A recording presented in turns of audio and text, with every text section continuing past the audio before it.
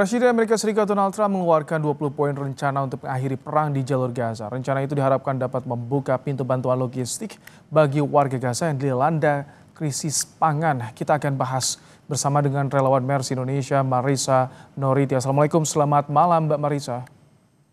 Waalaikumsalam, selamat malam Mas Ibrahim. Baik. Mbak Marissa, di tengah tadi kesepakatan dibahas Trump dan juga Netanyahu, bagaimana kondisi di Gaza saat ini, Mbak? Iya, baik di saat perundingan tentang ceasefire terus berlangsung, negosiasi terus berlangsung, tidak ada perubahan yang signifikan terjadi di Gaza. Penyerangan masih tetap terjadi, bahkan tank Israel pernah berada di posisi hanya 50 meter saja dari rumah sakit Al-Shifa. Penyerangan terhadap rumah sakit juga terus terjadi. Rumah sakit Al-Helo juga diserang kurang lebih 1 atau 2 hari yang lalu. Dan kemudian juga penyerangan di daerah selatan juga berlangsung. Salah satu perawat yang sedang melaksanakan tugasnya di Nasser Hospital juga diserang oleh tentara Israel dengan penembakan tepat di kepala. Dan untuk kondisi bantuan sendiri pun yang masuk ke Gaza saat ini, seperti yang sebelumnya sudah saya sampaikan juga, jalur Zikim saat ini ditutup dari sejak 12 September. Jadi hingga saat ini jalur bantuan hanya bisa masuk dari Mesir melalui Kerim Salem atau Kisufim Crossing. Itu pun masih Dan berisiko Mbak Marissa, bantuan lewat tadi yang satu jalur. ya, masih beresiko. Jadi Kerim Salem dan Kisufim Crossing ini berada di bagian selatan dari Gaza.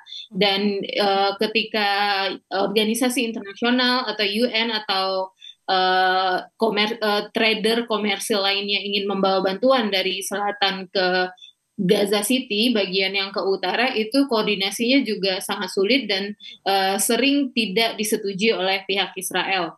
Dan untuk truk yang masuk pun saat ini hampir rata-rata hanya 40 truk saja per hari, sedangkan kebutuhan rakyat Gaza itu sendiri sudah sering kita dengar juga sekitar 500 sampai 600 truk per harinya. Seperti itu kurang lebih kondisi di lapangan saat ini.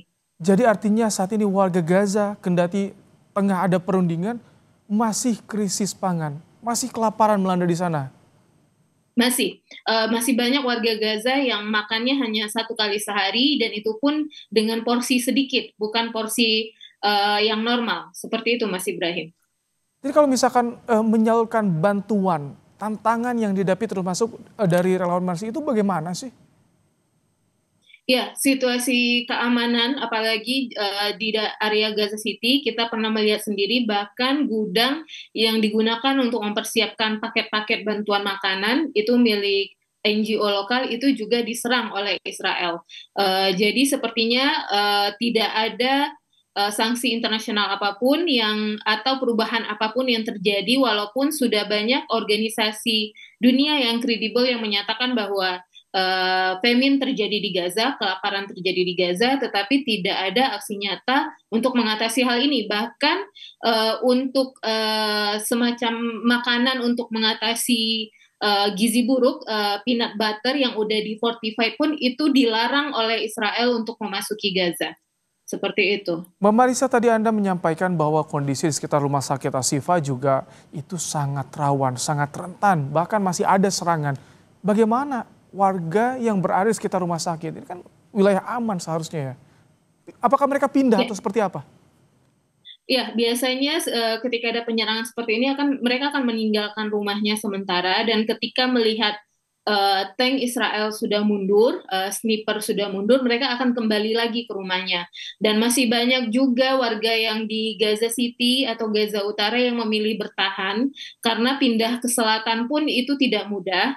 Biaya transportasi sangat mahal dan mereka juga harus menyewa lahan lagi dan juga tidak mudah untuk mendapatkan lahan untuk mendirikan tendanya. Dan untuk harga tenda pun juga masih sangat mahal saat ini di Gaza. Jadi saat ini masih cukup banyak warga Gaza yang bertahan di area Gaza City walaupun penyerangan sudah sangat intens di Gaza City dan bahkan sering terdengar ke Gaza Selatan di daerah Derbalah karena Oke, pengoboman yang Mbak Marisa, terakhir singkat, jadi apa yang saatnya dipersiapkan tim relawan untuk bisa menyalurkan bantuan agar sampai ke jalur Gaza? Ya, saat ini untuk jalur pengiriman bantuan dari luar hanya terbuka dari Mesir. Ada beberapa organisasi terus melakukan upaya untuk mengirimkan bantuan kebutuhan pokok warga Gaza, dan ada juga yang dengan memanfaatkan sumber daya yang sudah ada di dalam Gaza, walaupun harganya sangat-sangat mahal dan tidak bisa dijangkau oleh warga Gaza. Maka oleh dari itu perlu kehadiran NGO yang memfasilitasi ini semua, mempersiapkan, dan tentunya perlu jaminan keamanan juga, bagaimana organisasi kemanusiaan bisa melaksanakan peran-peran kemanusiaannya di Gaza itu sendiri. Ini Baik. yang sangat penting saat ini. Terima kasih Mbak Marisa Noriti, relawan Mercy Indonesia, mengabarkan bagaimana kondisi di Gaza. Terima kasih Mbak Marisa.